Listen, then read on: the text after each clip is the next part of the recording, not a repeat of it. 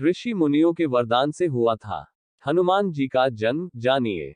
बजरंगबली के जन्म से जुड़ी कहानी। वेदों और पुराणों के अनुसार पवन पुत्र हनुमान जी का जन्म चैत्र पूर्णिमा को मंगलवार के दिन नक्षत्र व मेष लग्न के योग में हुआ था। हनुमान जी के पिता सुमेरु पर्वत के वानर राज राजा केसरी थे और माता अंजनी थी।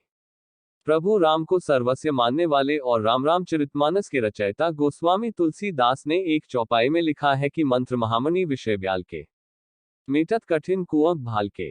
अर्थात विषय रूपी सांप का जहर उतारने के लिए मंत्र और महामणि है। यानी मंत्र सकारात्मक ऊर्जा का संचार करते हैं और नकारात्मक ऊर्जा को नष्ट करते हैं। आज मंगलवार है। इस दिन भगवान हनुमान जी का मंत्र जाप और सुंदरकांड का पाठ करने से समस्त कष्टों का नाश होता है और सुख समृद्धि की प्राप्ति होती है। साथ ही इस दिन संकटमोचन हनुमान जी के जन्म की कथा पढ़ने से शरीर में ऊर्जा का संचार होता है और नकारात्मक शक्तियों का अंत होता है। तो आइए ऐसे में जानते हैं वीरों के वीर महावीर के जन्म की अद्भुत कथा। संकटमोचन हनुमान जी के जन्म की कथा। वेदों और पुराणों के अनुसार पवन पुत्र हनुमान जी का जन्म चैत्र पूर्णिमा को मंगलवार के दिन नक्षत्र व मेष लग्न के योग में हुआ था। हनुमान जी के पिता सुमेरु पर्वत के वानर राज राजा केसरी थे और माता अंजनी थी। रामचरितमानस में संकटमोचन भगवान हनुमान जी के जन्म का वर्णन करते हुए लिखा गया है कि हनुमान जी का जन्म ऋषियों के दिए वर से हुआ था। कहा जाता है कि एक बार वानर राज केसरी प्रभास तीर्थ के निकट पहुंचे। उन्होंने देखा कि बहुत से ऋषि वहां पर आए हुए हैं और वह समुद्र के किनारे आसन लगाकर पूजा अर्चना कर रहे हैं। तभी वहां पर एक विशाल हाथी आ गया और उसने ऋषि मुनियों के यज्ञ को भंग करना और उन्हें परेशान करना प्रारंभ कर दिया।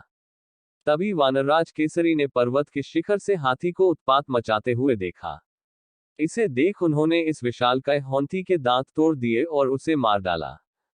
इससे प्रसन्न होकर ऋषि मुनियों ने वानरराज केसरी को इच्छानुसार रूप धारण करने वाला, पवन के समान पराक्रमी तथा रुद्र के समान पुत्र का वरदान दिया। तभी अचानक से पवन देव हाथ जोड़कर माता अंजनी के समक्ष प्रकट हो गए और बोले, हे देवी, क्रोध ना करें और मुझे क्षमा करें। आपके पति को ऋषियों ने मेरे समान पराक्रमी पुत्र होने का वरदान दिया है।